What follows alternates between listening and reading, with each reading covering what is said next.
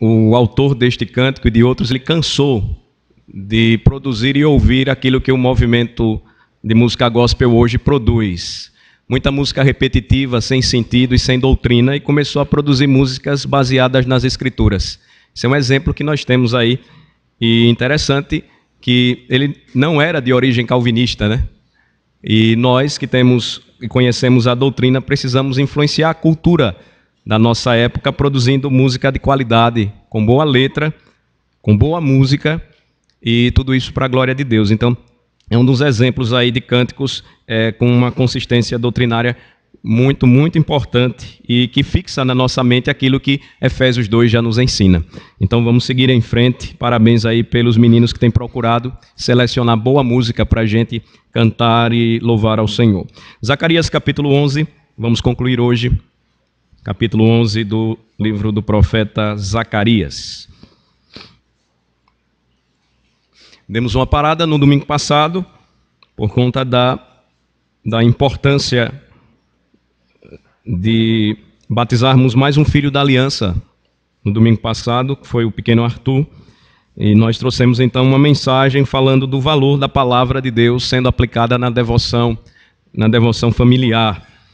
E hoje nós retomamos Zacarias 11, hoje pretendemos terminar, e o que nós vimos aqui, vamos fazer uma revisão rápida. O livro traz, no capítulo de número 11, uma profecia de Zacarias contendo duas parábolas, a primeira delas do versículo 4 ao 14 e o restante, versículos 15 a 17, que nós vamos tratar hoje pela manhã. Mas uma introdução, os versículos 1 a 3, sobre o juízo de Deus sobre as nações por rejeitarem o Messias e o seu reino. Então, o juízo de Deus vem sobre as nações, e aqui as extremidades da terra são descritas de uma forma poética, versículos de 1 a 3. Esse juízo atrairia o gemido dos pastores, versículo de número 4.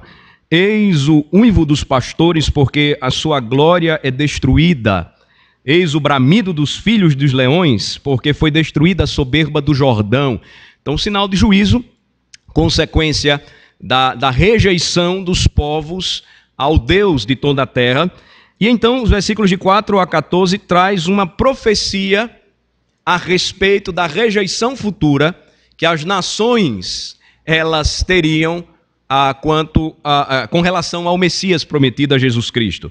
A começar dos próprios judeus, de onde o Messias viria e seria morto, crucificado, entregue nas mãos dos malfeitores por obra dos próprios judeus que deveriam anunciar a chegada deste rei prometido que traria paz, justiça e prosperidade para todas as nações. Então, versículos de 4 a 14 nós encontramos a parábola que trata da rejeição deste pastor, com profecias extremamente específicas, que vão mostrar até de que maneira ele seria traído. Ele seria traído pelo valor referente à compra de um escravo chifrado. O valor de um escravo machucado por um touro, que fosse chifrado. Foi por esse valor que Jesus seria traído. E foi assim que aconteceu, a profecia se cumpre mais adiante. E nos versículos 15 a 17, então, nós vamos encontrar o resultado da rejeição deste bom pastor, que veio para dar vida às suas ovelhas. Deus iria, então, trazer juízo sobre as nações, dando-lhes aquilo que os homens, os povos queriam, pastores insensatos.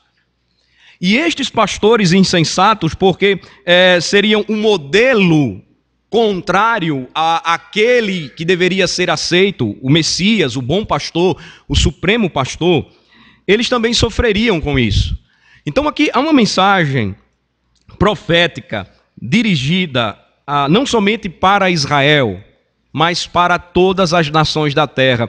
E nós vamos ter hoje pela manhã considerações importantes a fazer sobre esta parte final, pequena, do capítulo 11 de Zacarias. Então eu peço a atenção dos irmãos.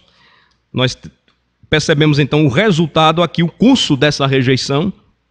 Versículos 15 a 17, diz assim a palavra do Senhor. O Senhor me disse, ele disse a quem? A Zacarias.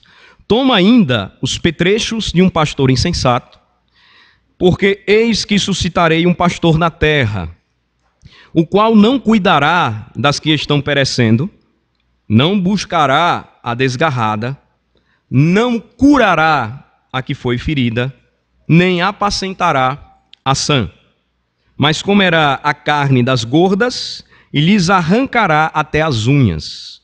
Ai do pastor inútil que abandona o rebanho. A espada lhe cairá sobre o braço e sobre o olho direito. O braço completamente se lhe secará e o olho direito de tudo se escurecerá. Oremos ao Senhor. Concede-nos, ó Deus, o entendimento para recebermos a Tua palavra nesta manhã. Nós precisamos muito de Ti, Senhor. Por isso oramos e rogamos estas bênçãos da iluminação, compreensão, da aplicação que só o Teu Espírito pode fazer no fundo da nossa alma, para aceitarmos a palavra, não rejeitarmos, porque se rejeitamos a palavra de Cristo, nós rejeitamos o próprio Cristo. Dá-nos, ó Senhor Deus, o entendimento necessário para compreender a mensagem. Fala ao nosso coração. Oramos em nome de Jesus. Amém. A palavra, então, ela mostra a figura de um pastor insensato ou de um pastor inútil. A interpretação ela permanece sendo desafiadora para todos os estudiosos do Antigo Testamento. Porém, à luz do seu contexto, o que é que nós notamos aqui? Quando lemos todo o capítulo 11, o resultado da rejeição ao Messias, como eu falei introdutoriamente, geraria também a rejeição da parte de Deus para com o seu povo e para com as nações, dando aquilo que o povo queria. Romanos 1. Não é isso que vocês querem? Tomem. Vocês não estão me rejeitando, então eu vou rejeitar vocês também. É uma verdade bíblica que não pode deixar de ser mencionada, irmãos, em tempos de tanta tolerância, onde os que se dizem tolerantes são extremamente intolerantes à mensagem da Bíblia. Pensem bem comigo. Se a mensagem da Bíblia em nossos dias, em nossos tempos, está sendo rejeitada por aqueles que se dizem tolerantes para com tudo e todos, eles estão sendo extremamente intolerantes. Intolerantes à própria liberdade que nós temos de falar aquilo que pensamos e pregar sobre aquilo em que acreditamos. O que acontece aqui é que quando a nação, ou quando um povo ou nação rejeita ao Senhor de toda a terra, consequentemente sofrerá também rejeição da parte daquele que criou todas as coisas e sustenta tudo e todos. Como é que isso funciona? Como é que isto vai acontecer? O Senhor então levanta pastores segundo o coração dos homens, ou segundo o apetite ou os prazeres dos homens. Aqui tanto pode funcionar como governos ou como líderes religiosos. Não foi assim que funcionou nos dias em que Jesus foi rejeitado? Os governantes o rejeitaram, como também os pastores do povo o rejeitaram. Olhem novamente para o capítulo 11, a partir do versículo de número 15. O Senhor então diz ao profeta: toma ainda os petrechos de um pastor insensato. A linguagem é: tente pegar aquilo que um pastor insensato usa no seu labor, no seu trabalho. A ideia de que ele está com petrechos ou aparatos vazios, inúteis para a sua função. Não há cajado, não há instrumento nas mãos deste pastor que apacente o rebanho. Não há instrução que vem da boca desse pastor para dirigir a nação, quer seja ele governante ou sacerdote, quer seja ele rei ou pastor. Tome esses petrechos, diz o Senhor ao profeta, de um pastor inútil ou louco, porque somente os loucos não se submetem ao grande pastor e o servem. Tomem, peguem isto. E diz o versículo 16, porque eis que suscitarei, ou seja, levantarei na terra um pastor. Qual seria o seu procedimento? Percebam, totalmente diferente daquele que veio e disse: eu sou o bom pastor. E o bom pastor dá vida por suas ovelhas, porque eis que suscitarei um pastor na terra. O que é que ele vai fazer? Não cuidará das que estão perecendo, uma referência às ovelhas. Notem aqui, as ovelhas sempre uma referência aos povos ou, em específico, à nação de Israel, como Deus sempre lidou com o seu povo como o pastor, e também, no sentido religioso, a relação do pastor com o rebanho. Este pastor, diz o versículo 16, ele não vai cuidar das que estão perecendo, ele não vai buscar a desgarrada, ele não vai curar a que foi ferida, ele não vai apacentar a que está sã, mas pelo contrário, ele vai comer a sua carne até arrancar-lhe as próprias unhas. Ou seja, ele vai fazer tudo aquilo que contraria o princípio do cuidado, da providência, do consolo, do amor, da misericórdia e da compaixão que Deus sempre demonstrou e derramou sobre o seu povo.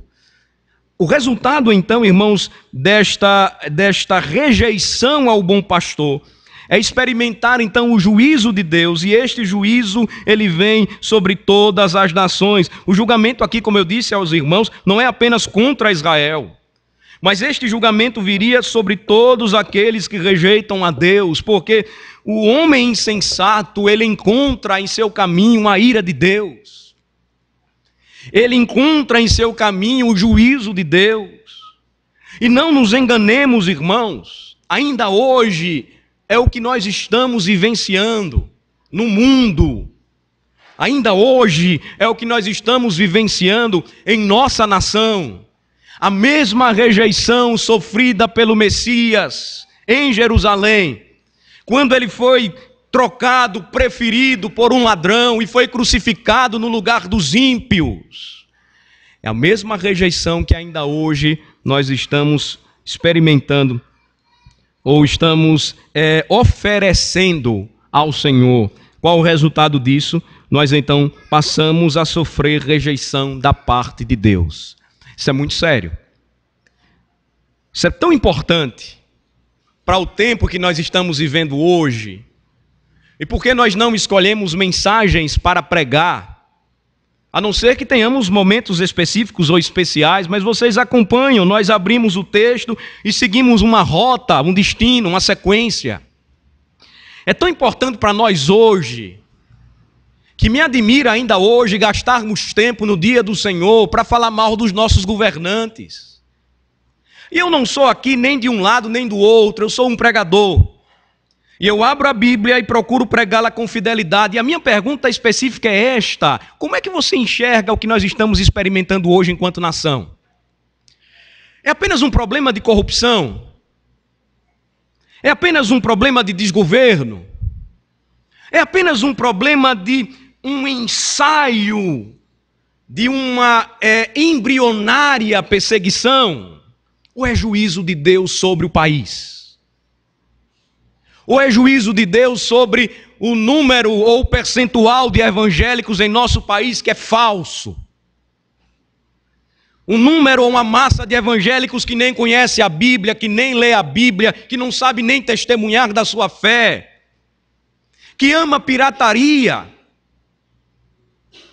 que tem no grande bojo do problema hoje das rádios pirata, o top no ranking, o grande e maior número de rádios pirata em nosso país é evangélica. O número de livros hoje disponíveis na internet para o público evangélico, para ser baixado de graça, é pirata. O número de crentes que estão envolvidos nos piores e mais terríveis processos de corrupção, testemunham contra aquilo que nós deveríamos ser, segundo os princípios do Evangelho, sal e luz. Agora eu pergunto, será que tudo o que nós estamos vivendo hoje, no que diz respeito à nação brasileira, não é sinal do juízo divino sobre a nossa nação? Porque nós nem ao menos lembramos de orar pela nossa presidente.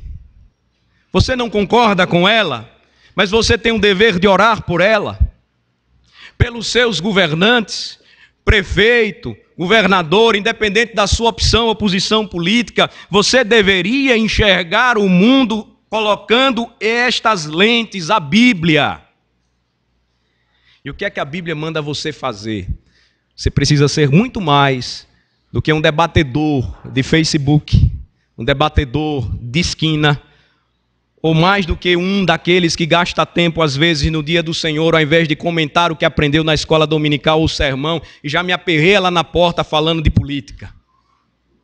É muito mais do que isso. A Escritura nos chama a entender que o que nós estamos vivenciando hoje é o mesmo que o povo de Deus vivenciaria no passado, e o que diz respeito à nação evangélica brasileira. É sinal do juízo de Deus quando nós estamos percebendo em nossos dias o surgimento de falsos mestres, de falsos pastores, e eles não cuidam, eles não buscam, eles não curam e eles não apacentam porque eles não pregam. Eles não ensinam a verdade. Mas o que eles querem a carne das ovelhas, eles, se puderem, arrancam tudo até as suas unhas. Enquanto nós não divulgamos a verdade, enquanto nós não propagamos a verdade, enquanto nós nos calamos uma vez que conhecemos as Escrituras Sagradas, será que isso não é sinal de juízo, irmãos? Quando a Escritura própria diz que a rejeição a Deus traria consequências trágicas para uma nação, foi aquilo que Israel experimentou e ainda hoje experimenta enquanto nação por ter rejeitado a Jesus. E é assim que nós estamos vivendo em nossos dias, em nosso tempo, quando deveríamos olhar e focar bem para aquilo que Deus espera de cada um de nós. O versículo 17, ele é conclusivo, e ele diz que aquele pastor inútil, ele sofreria juízo. Ai do pastor inútil! Aplica-se ao governante, aplica-se ao sacerdote no passado ou ao líder religioso hoje. Ai do pastor inútil que abandona o rebanho. A espada lhe cairá sobre o braço e sobre o olho direito. Juízo. O braço completamente se lhe secará. Juízo. E o olho direito de todos se escurecerá.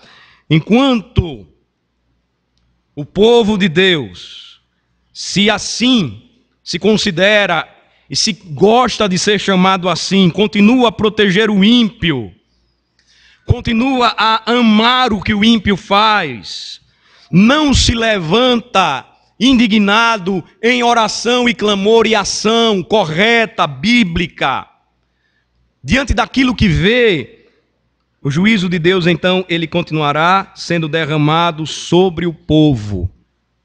O pecado, ele sempre é loucura, nos diz a Escritura, e o pecador sempre é visto como inútil e tolo, porque ele tenta proteger um grande mal, e ele se esquece que quando ele faz isso em troca de uma boa, mas pequena e terrível gratificação, que só vai satisfazer a sua carne, e que só vai ser boa para ele, segundo os seus próprios interesses, ele sempre continuará barganhando como um tolo com o seu próprio inimigo.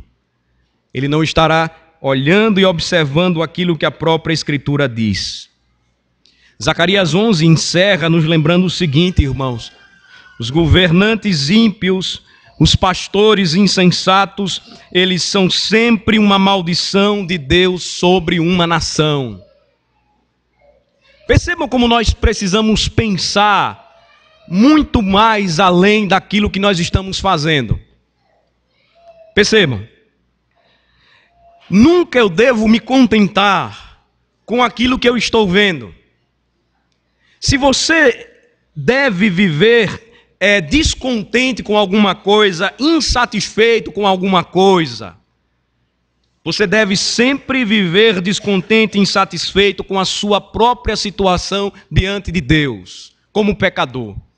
não como salvo pela graça, não como aquele que é objeto de todo o amor e misericórdia de Deus, mas como aquele que sempre continua necessitado e dependente da sua misericórdia, que necessita, sim, de um grande, maior envolvimento com aquilo que nós deveríamos rejeitar, com aquilo que nós deveríamos extirpar de nós mesmos. O nosso envolvimento seria extrair estas coisas inúteis, apetrechos, pecaminosos da nossa alma, e buscar então aquilo que satisfaz a justiça do nosso Deus e traz glória para o nosso Senhor.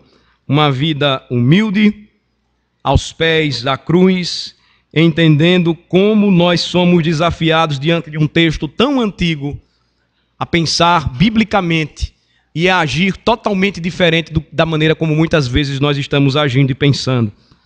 Governantes ímpios são uma maldição de Deus sobre uma nação perversa, e percebam que aqui existe uma conexão íntima e óbvia entre política e religião. Aqui eu preciso mais uma vez fazer uma consideração.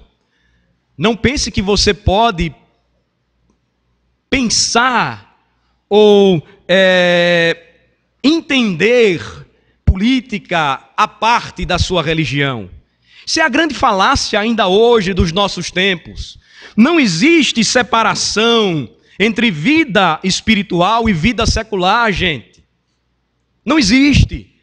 Toda a verdade é verdade de Deus, quer seja na política, quer seja na matemática, quer seja na língua portuguesa, quer seja na história, quer seja na medicina, em qualquer outra área. E se o seu pensamento político não se coaduna com os valores da palavra de Deus, não faça isso. Se contrariam aquilo que você entende como princípios básicos de justiça, de ação social concreta e, acima de tudo, de promoção do reino de Deus por meio da pregação do Evangelho, não vá por esse caminho. Notem que o Estado que vive a parte de Deus, o governante que governa a parte de Deus, o pastor que tenta dirigir o seu rebanho sem a palavra de Deus, ele atrai maldição para si mesmo e para o povo. Então, irmãos, notem que um político que segue o caminho do mal, ele precisa ser analisado por todo cristão com muito cuidado e sabedoria.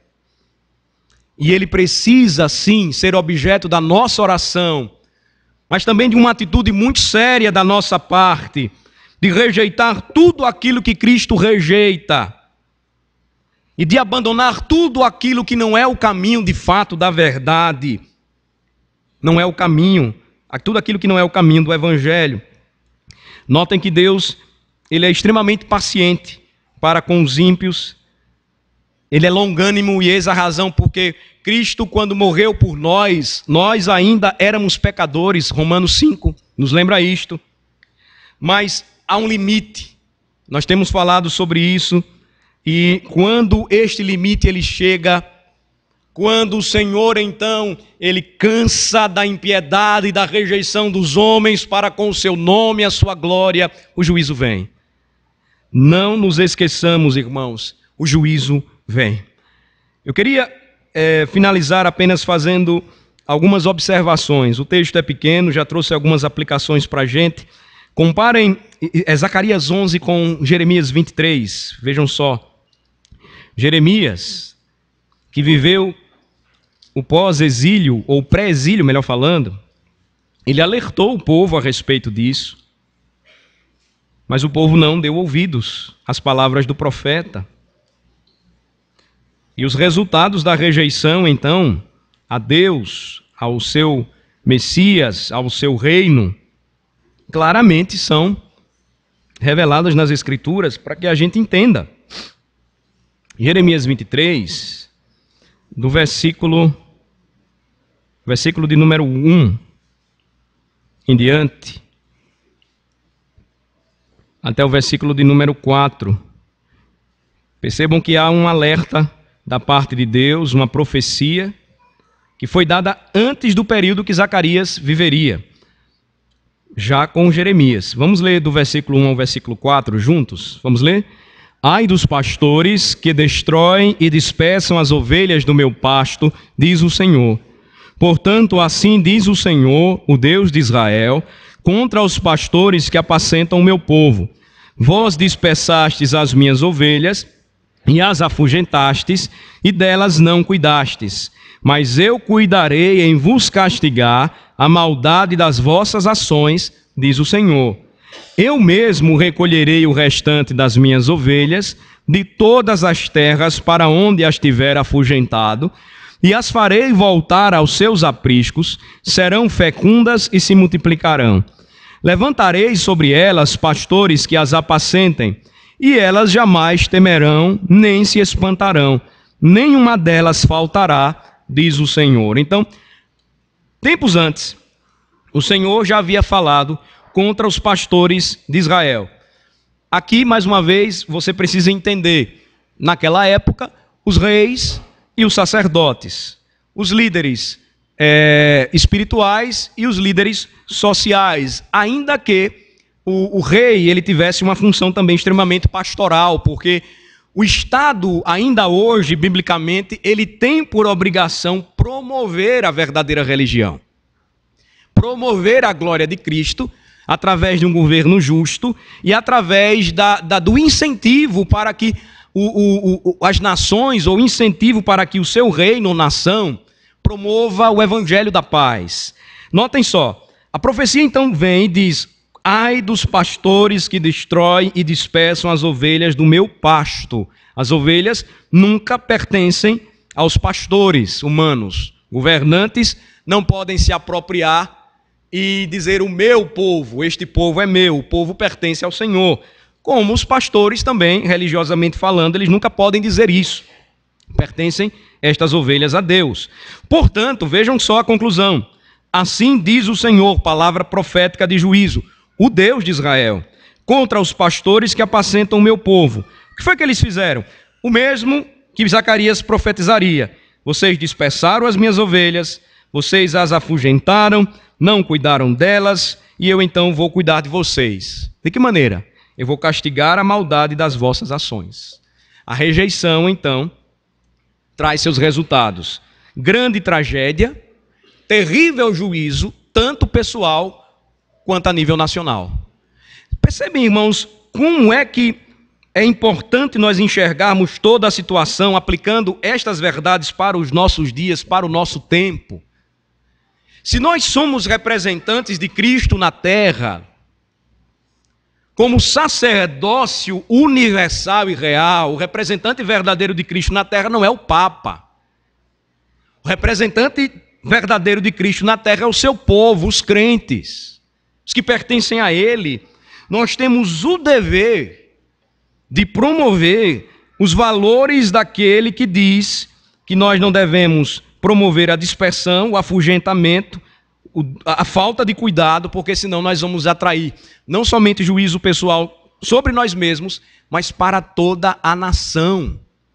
Então, quando nós olhamos para a palavra de Deus e percebemos o que Ele nos diz, enxerguemos a sua promessa. Ele mesmo, versículo 3, iria, da parte do seu povo, ou em amor ao seu povo, recolher as ovelhas dispersas e trazê-las ao seu aprisco. A sua promessa ela não iria ser frustrada, conquanto os falsos pastores fossem julgados em seu tempo.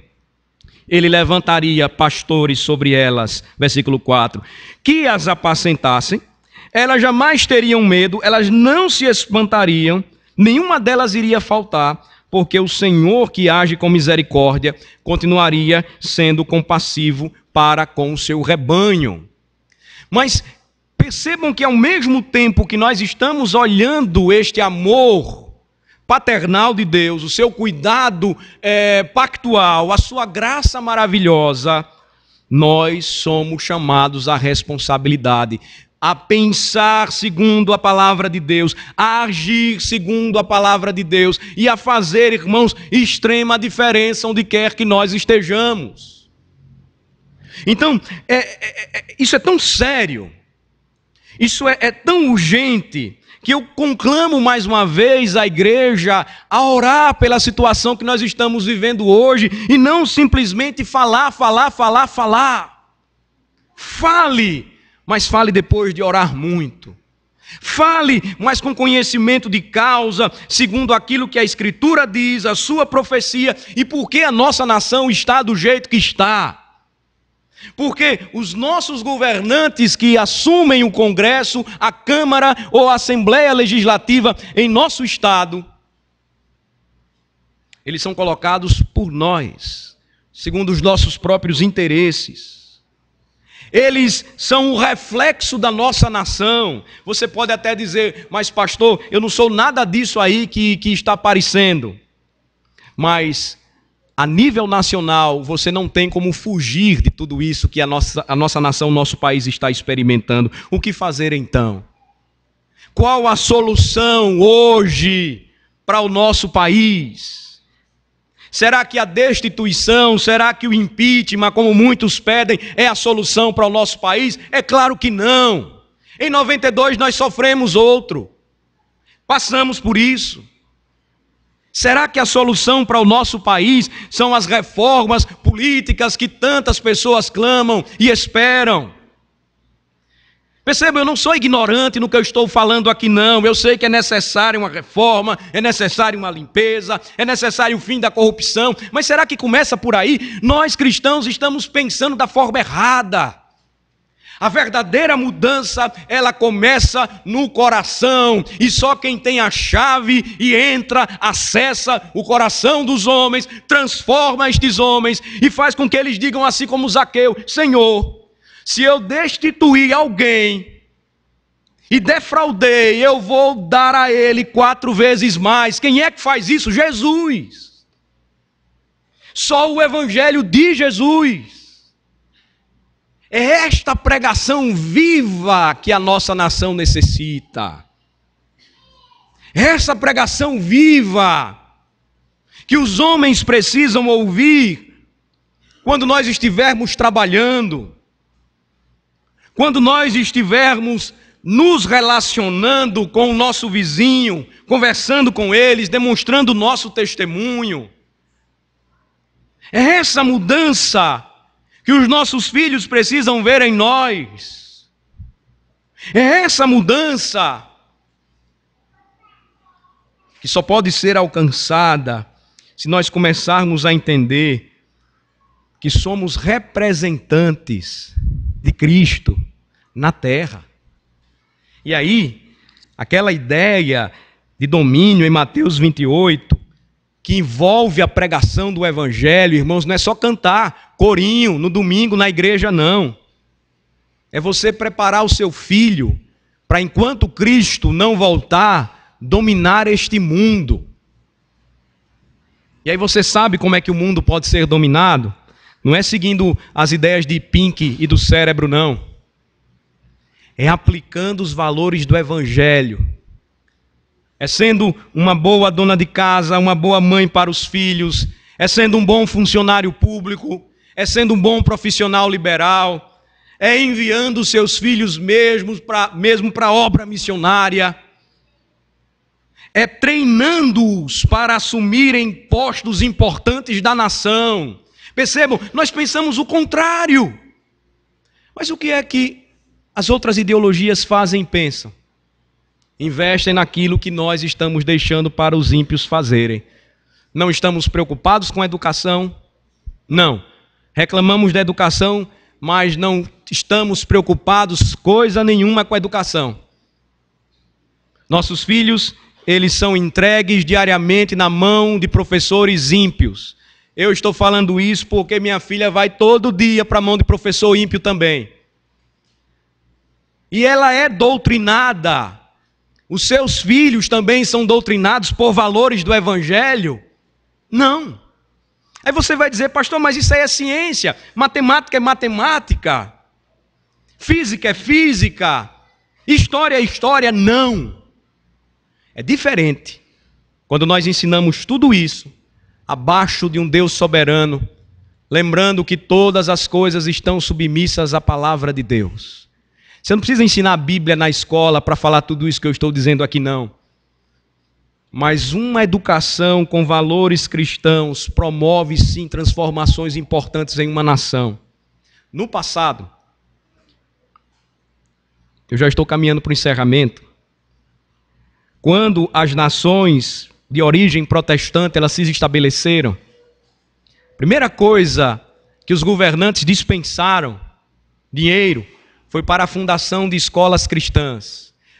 Lá em Massachusetts, século XVII, quando os primeiros protestantes aportaram, dinheiro foi dispensado e surge Harvard, depois Yale, depois Princeton. Começaram como escolas, se transformaram em universidades poderosas, influenciaram demais a nação americana, me refiro, mas na Holanda também, e na Alemanha também. Mas quando estas nações passaram a abandonar os valores do Evangelho, o que é que começou a acontecer? As principais e mais terríveis maquinações, o pior que você imaginar em termos de ideologia, tem saído, infelizmente, das universidades que um dia tiveram bases e fundamentos protestantes. Nós, irmãos, não podemos andar na contramão da história.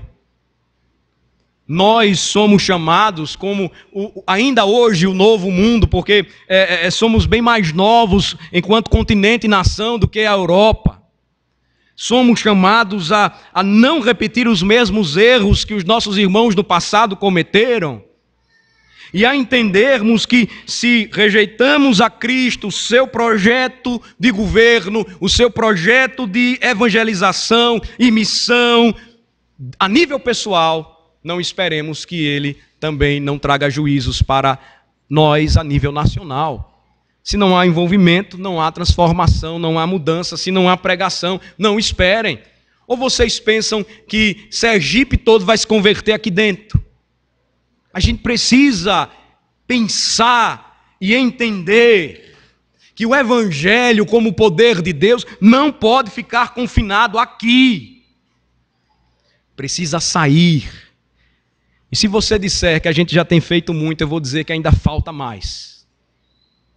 Porque nós não podemos olhar para o passado e dizer, já fizemos muito, mas agradecer a Deus pelo passado e enxergar à frente e dizer, nós temos muito mais a fazer. Porque nós somos resultado desse labor do passado.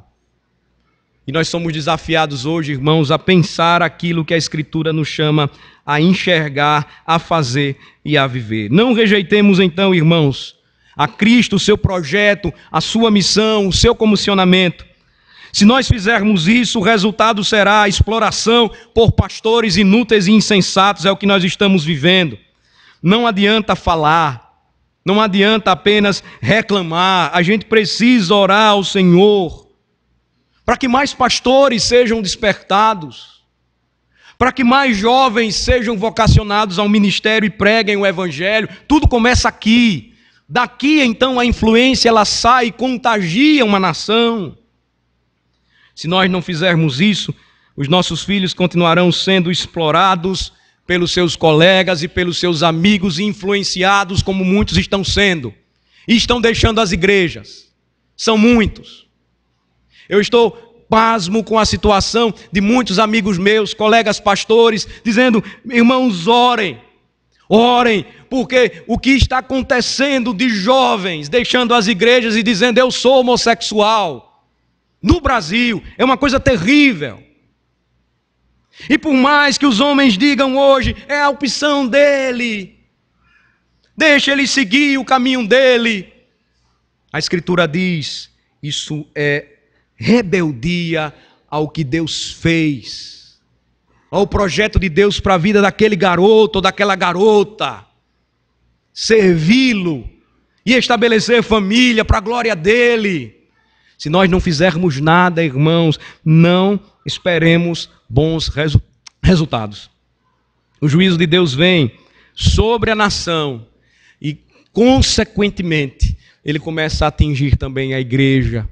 Se a igreja não se armar com as armas poderosas em Deus, espirituais, e pregar o evangelho, não esperemos mudanças. Ele vai então trazer juízo, não somente particular, mas juízo também nacional, porque nós vamos continuar acreditando que tudo vai bem, quando nós somos despertados à obra e à propagação do santo evangelho do Senhor. Por um lado, nós estamos vendo a situação da nossa nação e parece desesperadora, desanimadora, mas não é. A devastação, o juízo sobre os homens e sobre a terra é fato. Mas por outro, lembremos as palavras daquele que não teve os seus planos frustrados, daquele que não pôde de maneira alguma ser impedido nem pela morte a cumprir o seu projeto, e veio como um bom pastor e deu a sua vida por suas ovelhas, e as suas ovelhas ainda continuam ouvindo a sua voz por meio da pregação do evangelho. Façamos isso então, como pastores do rebanho, representantes do rei na terra, servos e súditos do rei. Preguemos o evangelho, testemunhemos o evangelho. E roguemos a Deus que salve a nossa nação, que tenha misericórdia do nosso país. Vamos orar. Ó Senhor, nosso Deus e Pai, livra-nos do pecado, da insensatez, da loucura, do esquecimento de tudo aquilo que o Senhor fez no passado, daquilo que o Senhor fez por nós, por tua igreja, e como o juízo ele caiu sobre Israel, sobre as nações, porque rejeitaram a Cristo, e pastores insensatos ainda hoje têm sido objeto do teu juízo sobre aqueles que continuam em rebeldia contra o Senhor. É terrível o resultado de tudo isso, ó Senhor, serem rejeitados, abandonados por Deus. Livra-nos, ó Senhor, de esquecermos de toda a gravidade do tempo em que nós estamos vivendo e da seriedade e da necessidade de um despertamento espiritual, a começar na igreja evangélica brasileira, a começar em nós, para que as verdadeiras mudanças elas sejam experimentadas e para que cumpramos, ó Senhor, a nossa vocação de brilhar neste mundo e trazer sabor como o verdadeiro sal desta terra. Livra-nos, ó Deus, de um juízo terrível e vindouro sobre a nossa nação, se nos tornarmos complacentes e comungarmos dos mesmos valores dos nossos governantes, independentemente de opiniões políticas ou posições políticas, caminham à margem do Evangelho, longe do Senhor, pensam em seus próprios interesses, agem segundo suas mentes e corações, são insensatos. Quantos, ó Senhor Deus, pastores e líderes fazem a mesma coisa, engordando com a carne das ovelhas, comendo tudo, arrancando até as suas próprias unhas, pregam prosperidade para si mesmos, enquanto o povo permanece e caminha na pobreza, pobreza espiritual, pobreza de alma, pobreza, Senhor Deus, também social. Tem misericórdia, Senhor Deus, da nossa nação, e a começar em nós, desperta-nos, ó Deus, para a realidade e a necessidade de sermos verdadeiras testemunhas do Evangelho, de prepararmos os nossos filhos da maneira correta, para que entendam o seu papel e a sua vocação sacerdotal neste mundo, levando o Evangelho para todos os lugares, para todas as nações. Tem misericórdia, Senhor Deus, da tua igreja, e guarda-nos, ó Deus, livrando-nos, ó Deus, de todo este mal, não nos fazendo esquecer que estamos debaixo de uma gloriosa promessa. O Senhor nos enviou o grande pastor que nos apacenta e cuida de nós, Jesus Cristo. Ele não falhou no seu propósito de nos redimir. Ele nos deu vida e vida em abundância. E agora Ele nos comissiona para darmos seguimento a esta obra, no poder do Espírito, de levar a boa nova da salvação a todos, Senhor, indistintamente. Tem misericórdia de nós e abençoa-nos, ó Deus. Que este dia seja o dia de profunda reflexão, seja o dia onde nós aprendemos, mas saímos daqui de fato refletindo sobre o que ouvimos. E que haja, Deus, mudanças de fato, mudanças necessárias e importantes na vida de todos nós. Em nome de Jesus que oramos. Amém. Vamos ficar